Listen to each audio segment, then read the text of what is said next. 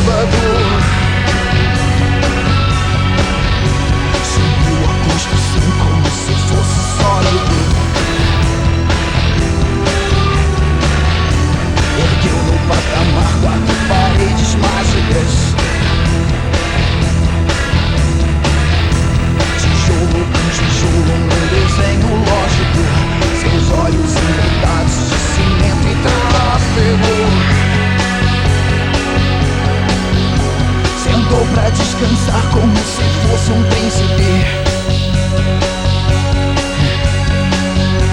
Comeu feijão com arroz como se fosse o máximo. Bebeu e soluçou como se fosse máquina. Dançou e gargalhou como se fosse o próximo. E tropeçou no céu como se ouvisse música.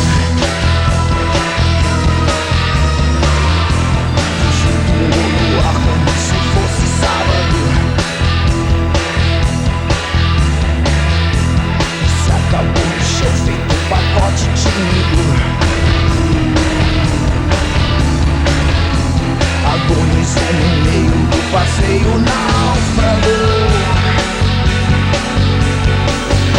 Morreu na contramão, atrapalhando o público.